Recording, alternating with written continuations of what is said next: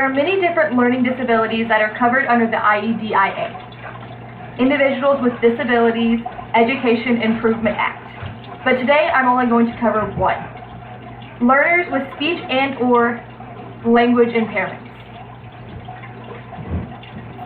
ParentCenterHub.org states that there are 1.6 million children with disabilities who receive special help under the IEDIA in public schools. More than 1.1 million are categorized under speech or language impairment. This number does not include individuals who have speech or language problems secondary to another condition that falls under the IEDIA. With this being said, children with speech or language impairment is undoubtedly much higher than the 1.1 million that are categorized. Speech or language impairment, by definition, according to the book Teaching in Today's Inclusive Classroom, is a communication disorder affecting, in some instances, the production of speech or a significant limitation in using oral language as a means of communication. An example given by the book is stuttering. Speech or language problems affect lots of children and adults. Some cases are more severe than others. Some children do grow out of the problem, while some children will require special assistance to help cope with this disability their whole life. Upon my research on this topic, I found tons of useful information. The main source I found useful were my Education 2301 book, Teaching in Today's Inclusive Classroom, and two online sources, ParentCenterHub.org and ProjectileIdealOnline.org. In my speech today, I will discuss the different types of speech impairment and the ways to help children deal with, and in some cases, correct the speech or language impairment. The first part of this topic I will discuss is different types of speech or language impairment. As ParentCenterHub.org says, there are many kinds of speech and language disorders that can affect children. But today in my speech, we will discuss the three major areas that are listed in Teaching in Today's Inclusive Classroom. These three are articulation, fluency, and voice. Articulation and fluency. Articulation is defined as speech impairment where the child produces sounds incorrectly. An example of this would be a lisp.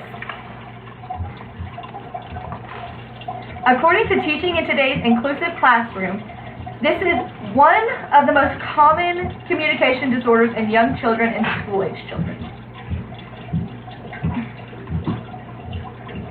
Fluency is defined as a speech impairment where a child's flow of speech is disrupted by sound, syllables, and words that are repeated, prolonged, or avoided. Stuttering is the most common example of this disorder. This disorder is also generally seen more often in boys than in girls. Voice. Voice, according to ParentCenterHub.org, is defined by speech impairments where the child's voice has an abnormal quality to its pitch or loudness. Teaching in Today's Inclusive Classroom states that there are two types of voice disorders: phonation and renaissance.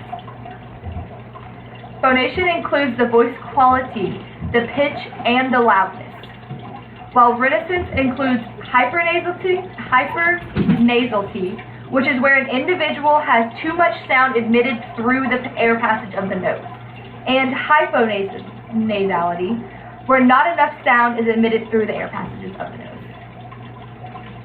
The second and final part of my topic I will discuss is ways to help children handle their speech or language impairment, and in some cases completely correct their impairment. The main help students with a speech or learning impairment can be given is receiving the help required under law by the IEDIA. Each student is different, so the help that the student will receive can vary from child to child. Some kids will get the same, some kids will get different. Some students may just be pulled out of class for small amounts of time to help improve their speech, while others may spend most of the classroom day in the special education classroom. The help that the IEDIA requires a student to receive could change over time. As a student's speech improves, they may need to see the special education teacher less, and in the best case, be taken out from underneath the IEDIA altogether, and will no longer be considered a child with a disability. Under the IEDIA, some students with a speech or language disability may be required to see a speech-language pathologist. According to projectidealonline.org, a speech-language pathologist provides a variety of professional services aimed at helping people develop effective communication skills.